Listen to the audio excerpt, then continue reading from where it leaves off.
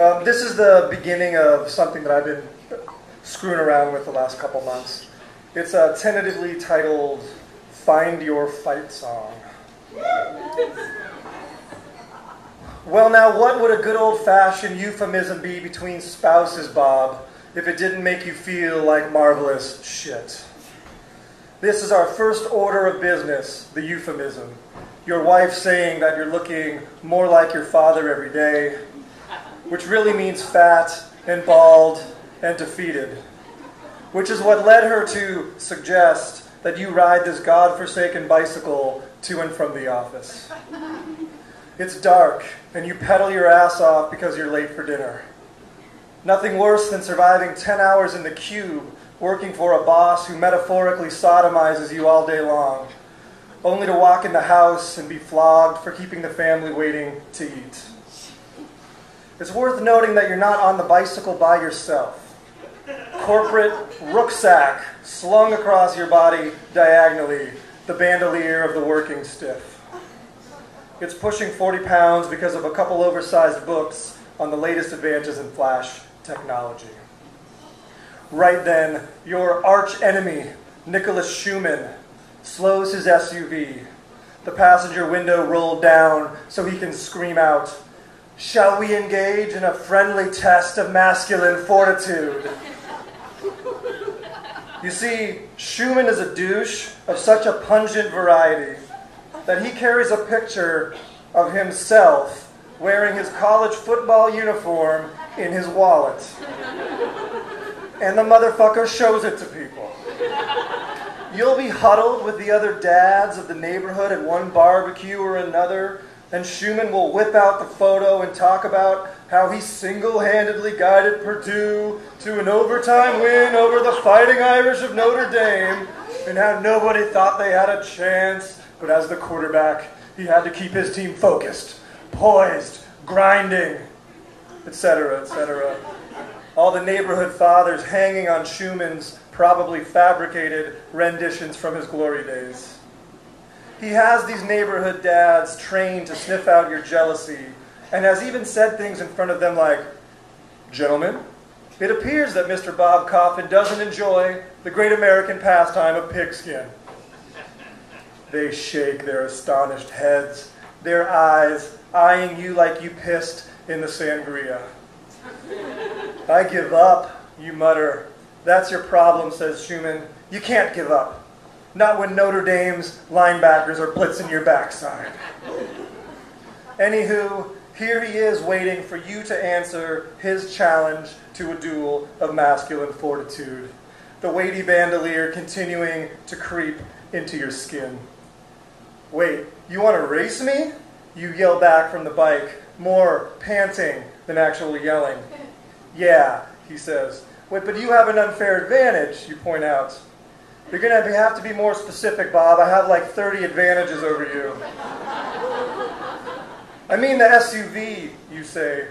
"I won't go over 7 miles an hour," he promises. "Come on, Bob. Let's see what you're made out of." It's a despicable truth about the human animal that we often thrust ourselves into the crosshairs of unwinnable equations. Logic is meaningless. Lessons learned get heaved from windows. All that life experience jets the coop with myopic majesty, and it's hear ye, gather round and take a gander as another damned man makes a monkey out of himself.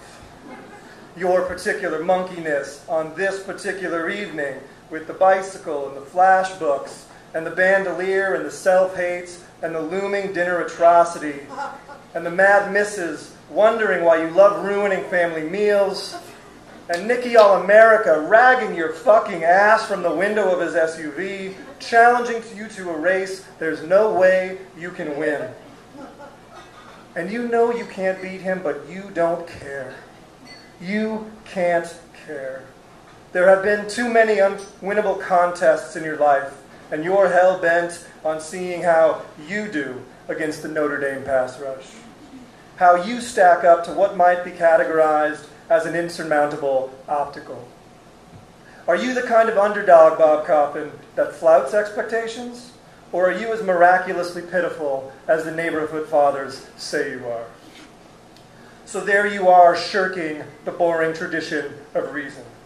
There you are, yelling, panting to Schumann, "You're on, you rat bastard."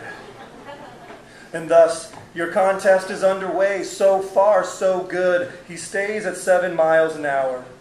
You pull ahead. You're winning. You are symbolically vanquishing your neighborhood bane right here on the side of the road. You are a full car length ahead of him, and your lead is growing, and all the sweating and panting and pain from the clawing bandolier jabbing into you is worth it. Adversity is a stepping stone. It's in contests such as these that men disclose the fight in their hearts. But lo and behold, here's what Schumann does next. He has the vehicular gall to shatter the established ceiling of 7 miles an hour. He pulls up even to you, flashes another Nicky All-America grin, then he pulls ahead. Now it's Schumann tooting the fucking horn. Now he toys with you, slowing down and saying, "Ladies and gentlemen, they're neck and neck going into the home stretch." "Fuck yourself, Schumann," you say. "Did you tell me to fuck myself?" he asks. Which brings us to the moment when a certain self-celebrated college football hero reveals the existential interior of a rancorous cheater. He edges his SUV a bit into the bike lane, almost clipping your scrawny machine. You swerve into the rough patch of dead grass along the side of the road, only a few feet before you'd be rammed into an unruly oleander that runs for miles. He's dangerously close to you, which makes you dangerously close to the hulking plant. "Watch it!" you yell pant to him. "Do you know what your problem is, Coffin?" he asks, still edging his SUV. "I'm being run into an oleander," you say. "No, you don't have any balls," he says. You will not be testicularly ridiculed. Hell no, you won't, Bob. You hemorrhage pragmatism. You take your left hand off of the handlebar in preparation of giving him the bird. Except once your hand moves, the weighty rucksack makes you go herky-jerky. Balance faltering, front wheel turning quickly to an unanticipated angle, and you're flying over the handlebars. You are airborne. You have left the bike behind and are traveling a few feet ahead of it. Though this trip will be short-lived, and soon your voyage shall transition into an excruciating landing. The bike crashes, and so do you, and the valiant Schumann doesn't even pump the brakes. He keeps driving. It's funny how we reveal our camouflage spirits in moments of emergency. You watch his taillights disappear. Thank you for your time tonight. I appreciate it.